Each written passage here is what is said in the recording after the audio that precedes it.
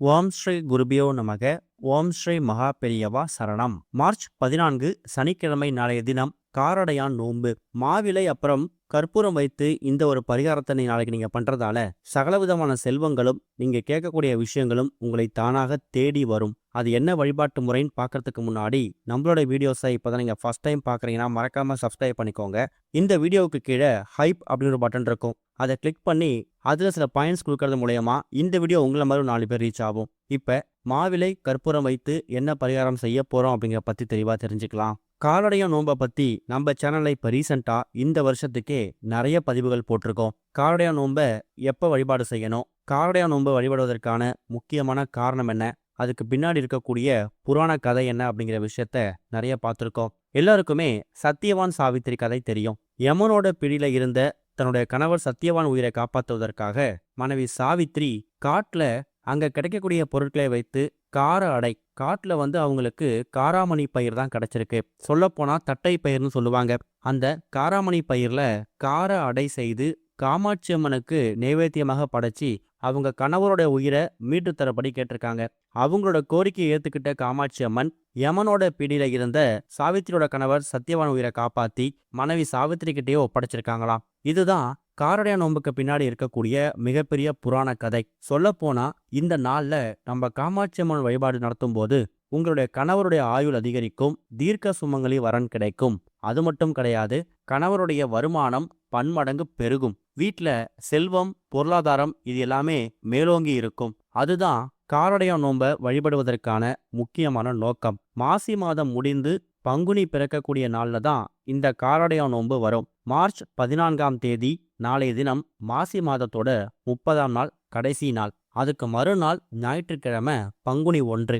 இந்த வருஷம் நமக்கு காரடையான் நோன்பு சனிக்கிழமை வந்திருக்கு. சனிக்கிழமை காலையில 9:10 ராகு காலம் இருக்கு, மதியம் 1:03 யமகண்டம் இருக்கு.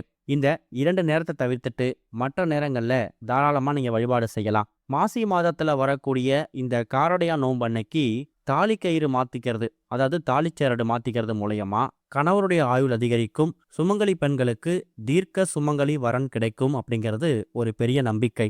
காலை நேரத்துல நீங்க தாலிச்சேரடு மாத்திக்க போறீங்க அப்படின்னா சரியாக 7:30 இருந்து 8:30 இந்த 1 மணி நேரம் ரொம்ப ரொம்ப உகந்த நேரம். அதே மாதிரி காரடையான் நோன்பு அன்னைக்கு காராமணி பயிர் வைத்து கார அடை தயார் செய்து நீங்க காமாட்சி அம்மனுக்கு நைவேத்தியமாக படைத்து பூஜை பண்ண போறீங்க அப்படின்னா மாலை நேரத்தை சூஸ் பண்ணிக்கோங்க. மாலை ஒரு 6-7 மணிக்கு மேல தாராளமா காமாட்சி அம்மனுக்கு வழிபாடு செய்யலாம். தாலிச்சடு மாத்திக்கிறது மாலை நேரத்துல மாத்துறத விட காலை நேரத்துல மாத்துறது தான் விசேஷம். நிறைய பேருக்கு காரடையான் நோன்பு அன்னைக்கு பிரம்ம முகூர்த்த வேலை எழுந்து தாலிக்கயிறு மாத்திக்கிறத அவங்க வழக்கமா வச்சிருப்பாங்க. அப்படிப்பட்டவங்க நீங்க அந்த முறையை ஃபாலோ பண்ணிக்கலாம். பிரம்ம முகூர்த்த நேரம் அப்படிங்கிறது நம்ம எல்லாருக்குமே தெரியும். அதிகாலை 4:30 இருந்து 6 மணி வரைக்கும் இந்த நேரத்துல தாலிக்கயிறு மாத்துறது விசேஷம். அதை தவற விட்டவங்களுக்கு காலையில 7:30 இருந்து 8:30 ரொம்ப ரொம்ப உகந்த நேரம். அந்த நேரத்தை தாலிச்சரடு மாத்திக்கலாம். உங்க வீட்டுல யாருக்காவது திருமணம் ஆகாம கன்னி பெண்கள் இருக்காங்க, திருமண வரன் கைகூடி அமையாம தள்ளி போய்கிட்டே இருக்கு அப்படிங்கிறவங்களுக்கு அவங்கள கோவிலுக்கு அழைச்சிட்டு போயிட்டு அங்க இருக்கக்கூடிய வயதுல பெரியவங்க கையால மஞ்சள் நோன்பு கயிறு கட்டுவாங்கல்ல, அதை அந்த பெண்கள் கையில கட்டி விடுறது மூலயமா அந்த பெண்கள் எதிர்பார்க்கக்கூடிய கணவர் கூடிய சீக்கிரம் அந்த பெண்ணை கரம்பிடிப்பார். அதுதான் காரடையான் நோன்புக்கு இருக்கக்கூடிய இன்னொரு விசேஷம். இப்படி பல மகத்துவங்கள் நிறைந்த இந்த ஒரு நாள்ல நம்ம பண்ணக்கூடிய பரிகாரங்களும் வழிபாட்டு முறைகளும் நமக்கு வாழ்க்கையில பல மாற்றங்களை ஏற்படுத்தும்.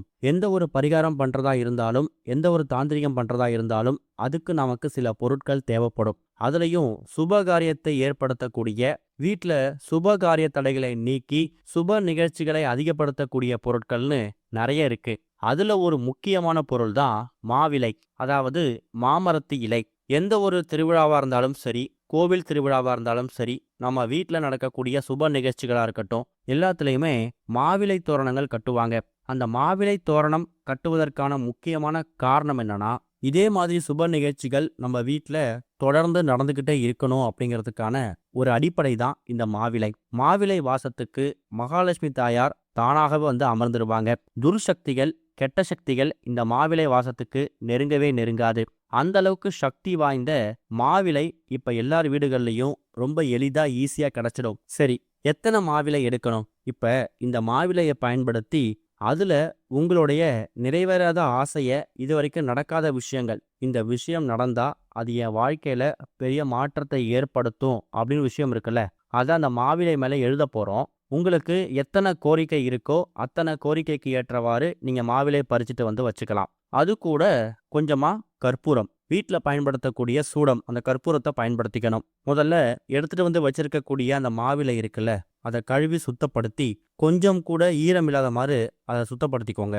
அதுக்கப்புறமா ஒரு நீல கலர் பேனா, ப்ளூ கலர் பென் அப்படி இல்லைன்னா சிவப்பு நிற பென் பயன்படுத்திக்கலாம். கருப்பு நிற பேனா மட்டும் பயன்படுத்த வேணாம். வீட்டோட பூஜை அறையில காமாட்சி அம்மனுக்கு மாலை ஒரு 6:30, 7 மணிக்கு பூஜை பண்றீங்கன்னு வச்சுக்கோங்க. அந்த நேரத்துல நீங்க கழுவி சுத்தப்படுத்தி வச்சிருக்கக்கூடிய அந்த மாவிலை இருக்குல்ல, அந்த மாவிலையில ஏதாவது ஒரு கோரிக்கை, அது வந்து உங்க கணவருடைய உத்தியோக உயர்வு, ஊதிய உயர்வு, இல்ல உங்க மகனுக்கோ மகளுக்கோ திருமண வரன் கைகூடி அமையணும், சரியான வேலை கைகூடி அமையல, கொடுத்த கடன் திரும்ப வரல, இல்ல வீடு வந்து சொந்த வீட்டிலேயே வசிக்க முடியல, நாங்க வாடகை வீட்டுல இருக்கிறோம், சீக்கிரமா சொந்த வீடு கனவு நினைவாகணும், இது மாதிரி எந்த கோரிக்கை, நியாயமான கோரிக்கை என்ன இருக்கோ அந்த கோரிக்கைய அந்த மாவிலை மேல எழுதணும். இப்போ உதாரணத்துக்கு மாவிலை நீட்டா இருக்கு இல்லையா, அதுல எங்களுக்கு கூடிய சீக்கிரம் சொந்த வீடு அமையணும், அதே மாதிரி எங்க கணவருடைய வருமானம் அதிகரிக்கணும், மகனுக்கும் மகளுக்கோ நல்ல வேலை கிடைக்கணும், திருமண வரன் கைகூடி அமையணும்னு ஒரு ஒரு இலையில ஒரு ஒரு கோரிக்கை எழுதி அந்த மாவிலைய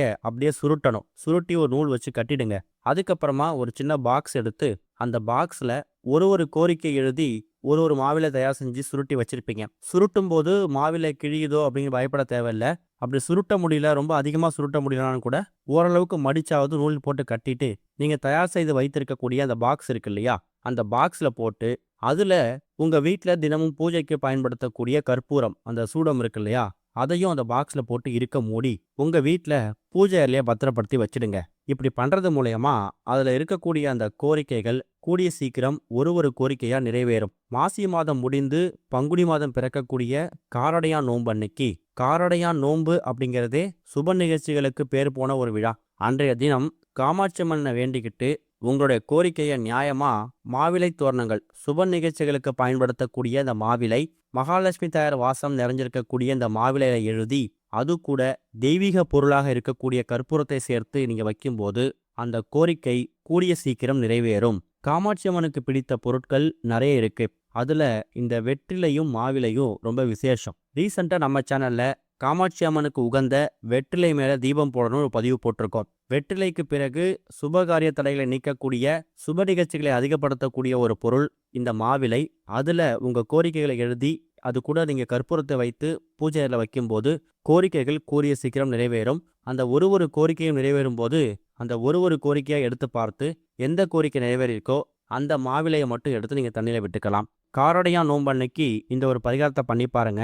கூடிய சீக்கிரம் நீங்க நினைக்கக்கூடிய எல்லா காரியங்களும் நடக்கும். நல்ல முன்னேற்றம் கிடைக்கும். ஓம் ஸ்ரீ குருபியோ நமக. ஓம் ஸ்ரீ மகா பெரியவா சரணம்.